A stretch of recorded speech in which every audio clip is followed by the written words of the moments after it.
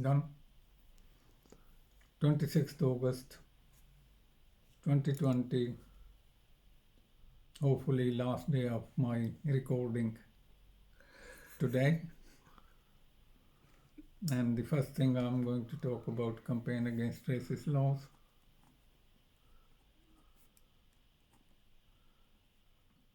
Campaign against racist law was formed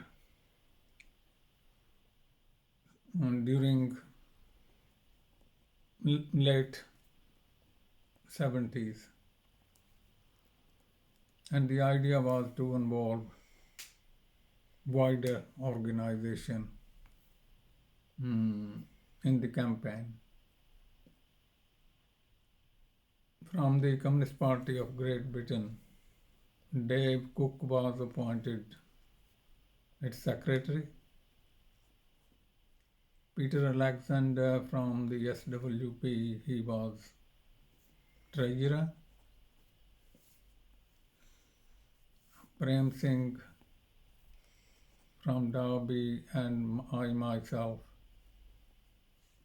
both were coordinators for the campaign. Black, Asian organizations, white organizations, trade unions were involved, and the focus was particularly on the racist immigration control, also on racism in the community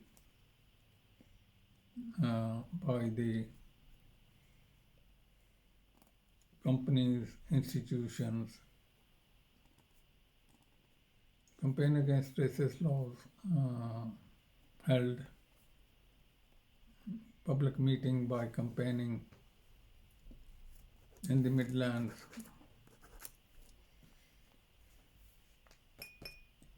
in London,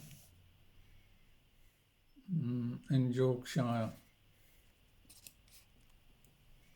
and a couple of meetings in Scotland.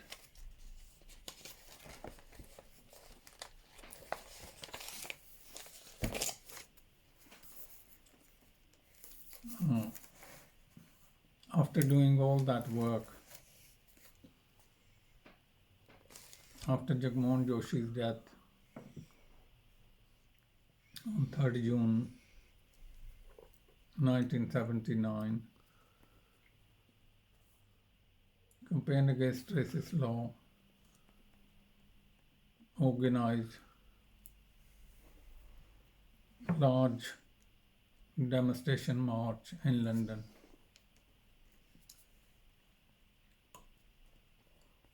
From Hyde Park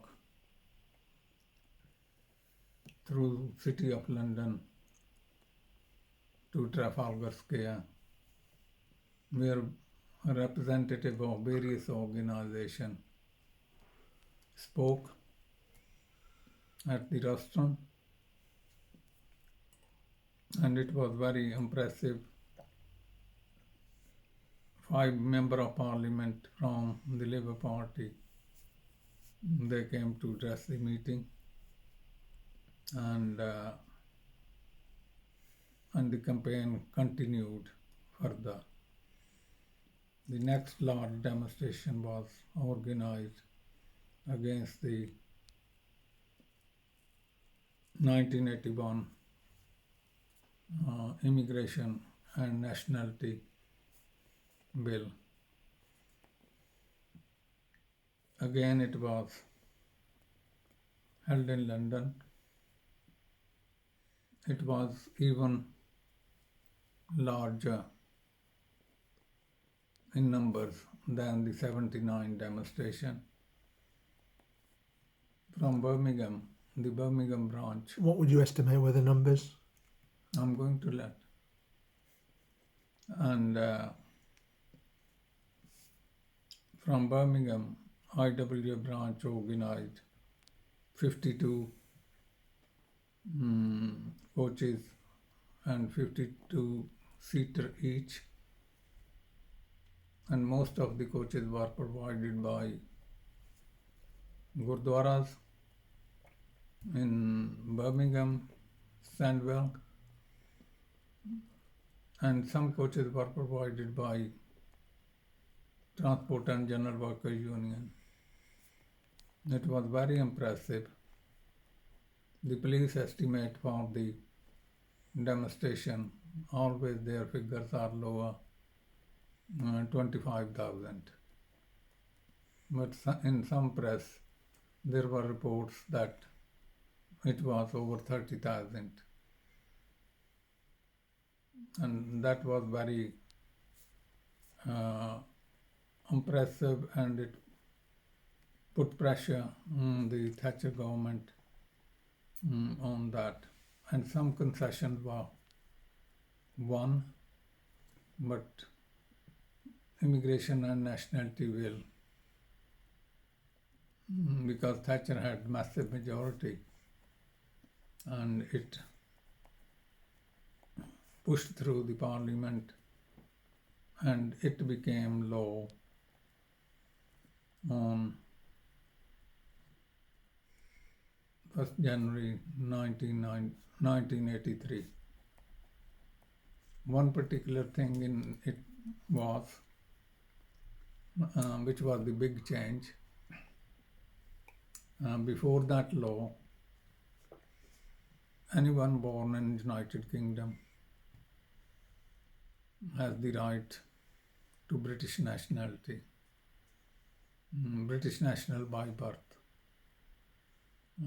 Thatcher government changed that law despite the pressure, opposition from Labour, and it became that unless someone is settled in this country, then the child born to that person will be British citizen. If one of the two spouses has the indefinite leave to remain in the United Kingdom, husband or wife, still the child will become British citizen. If both parents did not have the indefinite leave to remain in Britain, child born in the UK did not become British national, but they brought the clause in that it was moved by Labour if the child live in the United Kingdom for 10 years, then that child can apply not automatic British nationality, but naturalization. And if it is continuous stay for 10 years for the child, then that child, by making application to the Home Office for naturalization, that was granted. And that system continues to this day as well. For example, visitors are in these countries and they born a child in the UK, that child cannot become British national unless that child stays in this country. And before 1983 Act, it was even visitors or students, their children born here, they became British citizen. That was the big change. So Campaign Against Racist Law continue to campaign on this issue during the 80s. But by 1990, it was bound up,